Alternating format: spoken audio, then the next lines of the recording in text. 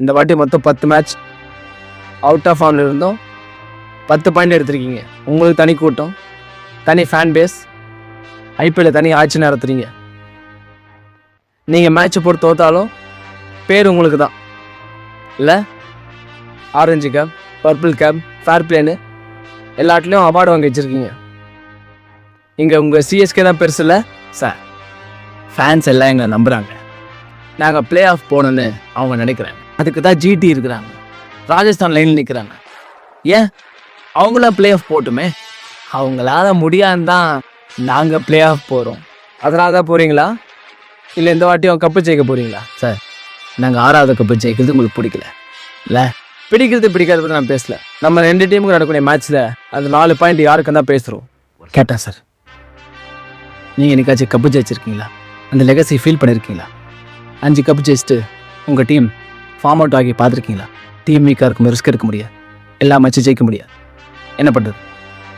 எங்களுக்கு தேவை இப்போதைக்கு 6 பாயிண்ட்.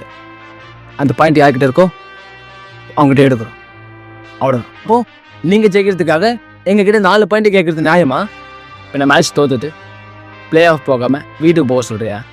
யாருக்கு 2 பாயிண்ட் முடிவு பண்ண தான் நமக்குள்ளே மேட்ச் போட்டிருக்காங்க.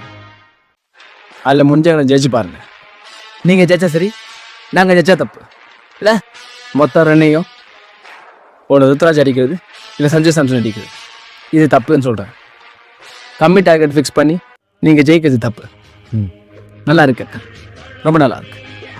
உங்கள் டீமில் இருக்கக்கூடிய மார்ஷல், பூரன், ஷமி இவங்களாம் கம்பேர் கொடுத்து உங்கள் டீம் ஜெயிக்கலாம். அதுவே நாங்கள் ஃபார்ம் அவுட்டில் இருந்தாலும் நாங்கள் ஜெயிச்சா அது தப்பு இல்லை?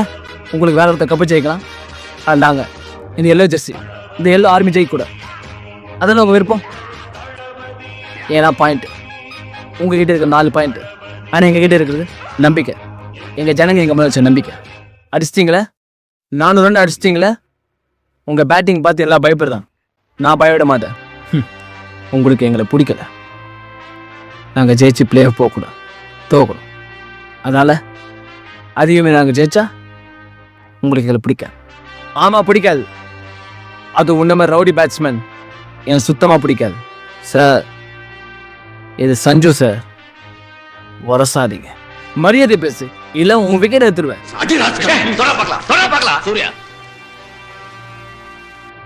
சார், உங்களுக்கு பேரில் வேணும், நிறுத்தணும். நீங்கள் எல்லாத்தையும் நிறுத்தணும். இந்த மேட்ச் நீங்கள் தோக்கணும். முடியாது.